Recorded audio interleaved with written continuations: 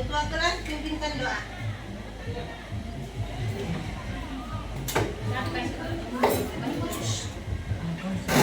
Marilah kita semua sikap berdoa.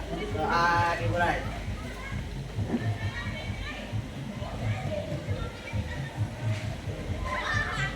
Doa selesai.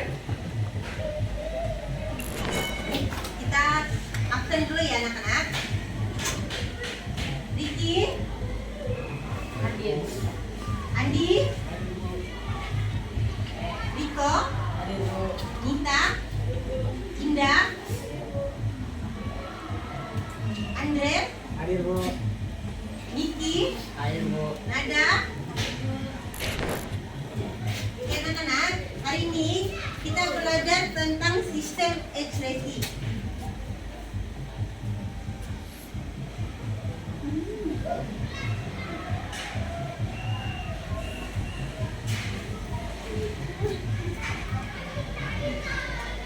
Lihat tulisan saya tidak berapa bagus. Oke, di sini ada yang tahu sistem ekspresi itu terdiri dari apa saja? Ada gambar di video. Begitu, Ibu bagi dulu. Ibu jelas fungsi-fungsinya. Dan yang ketiga, mempelajari proses-proses sistem ekspresi manusia. Ibu mau bagi tugas soalan, tapi kita bentuk kelompok. Boleh ya 4 kelompok?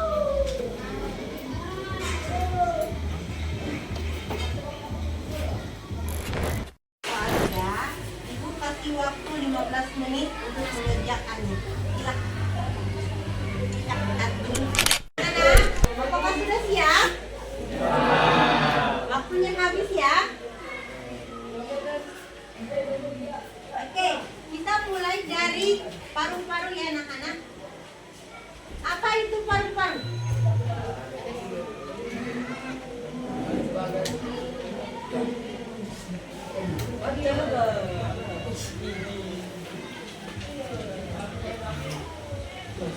Kelompok paru-paru silakan. Kelompok 1 paru-paru.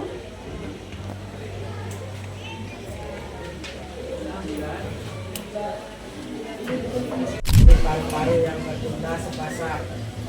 2 paru-paru, yaitu paru-paru kiri dan paru-paru kanan. Paru-paru kiri mempunyai 2 kelapin, sedangkan paru-paru kanan mempunyai 3 kelapin.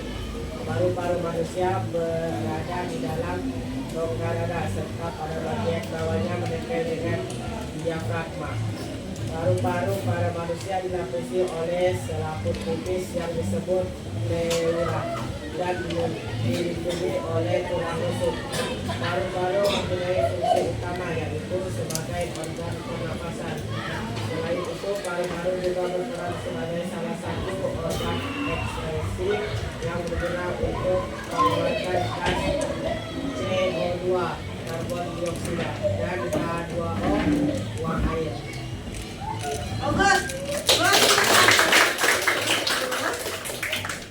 Sekarang kita ke kelompok 2 yaitu ginjal. Apa itu ginjal?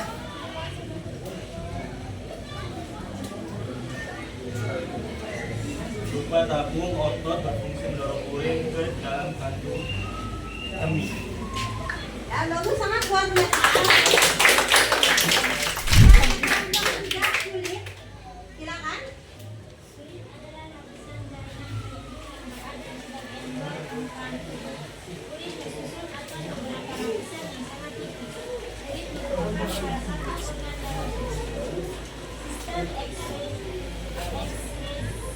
Si manusia yang mengeluarkan zat bisa metabolisme berupa karbohidrat, sehingga selain bagian alat ekspresi manusia, kulit juga berperan sebagai alat penguat raba dan perasa. Lalu ini sama hubungannya.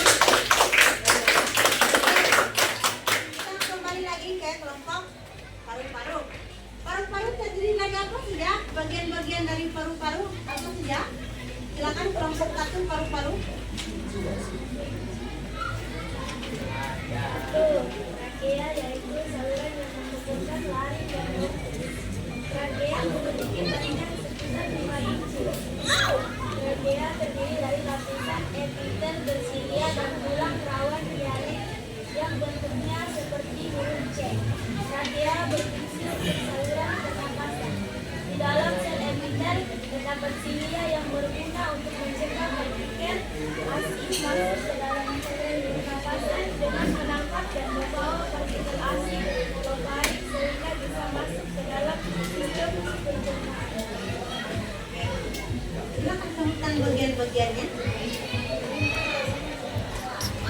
Kedua ada bronkus, yaitu batang atau saluran yang bercabang yang menghubungkan trachea, tulang rawan dan otot poros.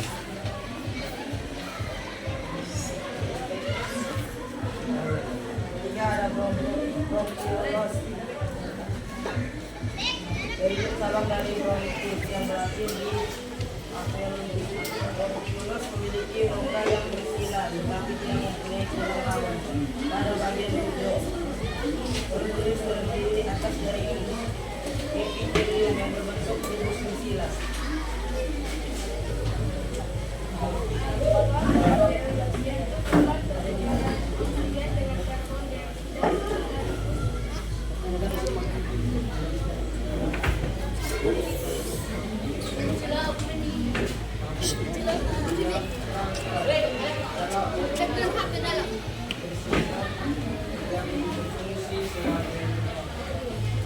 Batas antara organ mulut dengan organ dada. Selain itu, dia pula juga berperan dalam proses pembayaran perut dan reproduksi, tersusun dari otot saraf, infus dan pembuluh darah.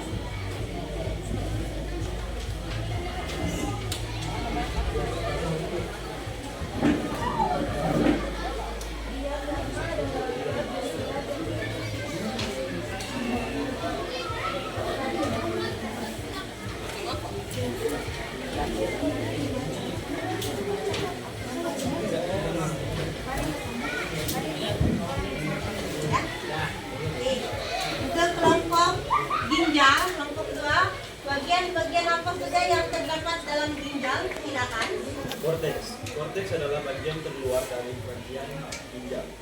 Bagian ginjal satu ini adalah tempat di mana ginjal memproduksi urin.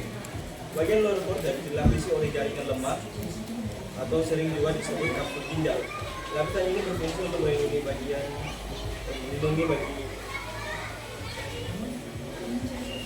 bagian-bagian ini juga terdapat pembuluh darah dan ginjal. Korteks juga berfungsi untuk menghasilkan sebuah hormon bernama eropoietin.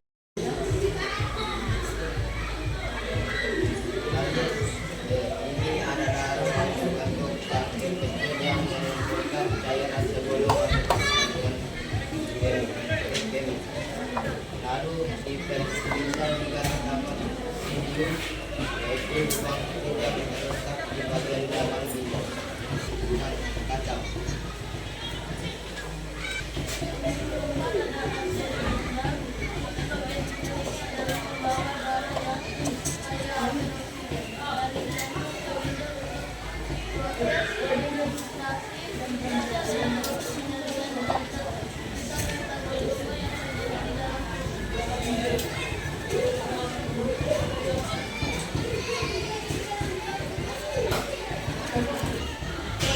Untuk kelompok tiga kulit, silakan sebutkan bagian-bagian dari kulit. Kelompok tiga. Bagian-bagian kulit. 1. Epidermis. Kulit alus. Epidermis merupakan lapisan terluar kulit yang sangat tipis. Lapisan ini terdapat dua lapisan, di antaranya yaitu lapisan satu adalah lapisan yang mengandung keratin, tidak mempunyai inti dan tidak mengandung serat saraf Belajar dengan bismillah. dan sel mati yang selalu berjumpa.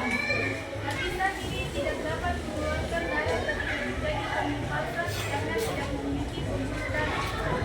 Lapisan mati adalah lapisan yang berada di bawah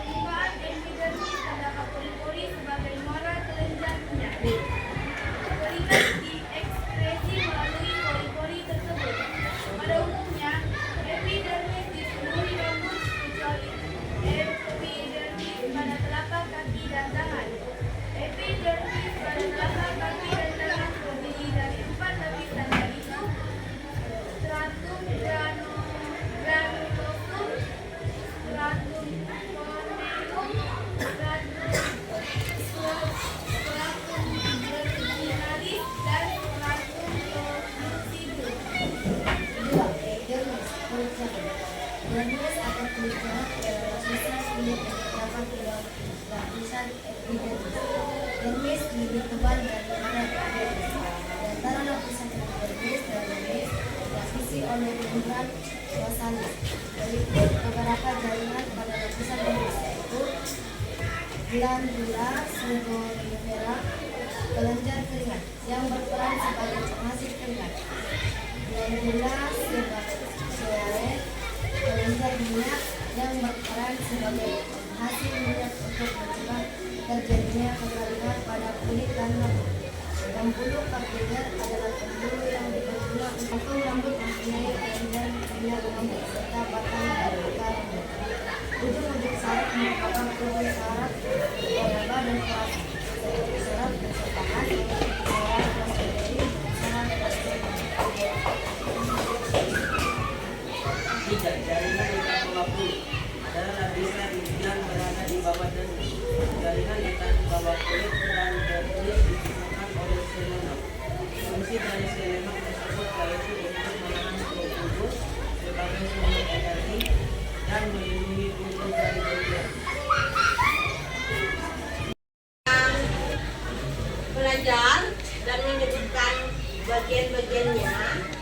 Sekarang ibu mau bagi tugas lagi, tugas kedua, yaitu kamu lihat kan di sini ada 3 kelompok, kelompok paru-paru, kelompok ginjal, dan kelompok kulit kan. Silakan berdiskusi dan nanti silakan maju untuk menutup dan bagian-bagiannya. Ibu kasih waktu 10 menit ya. Silakan berdiskusi.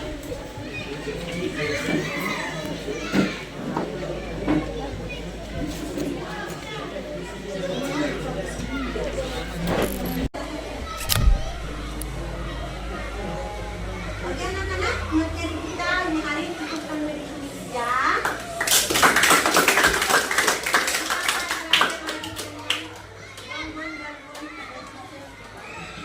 Sebelum kita keluar, kita keluar kelas, kita doa untuk mengakhiri pelajaran kita hari ini.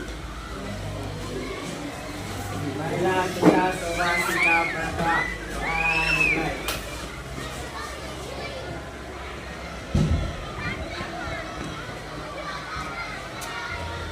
Doa selesai. Dari ini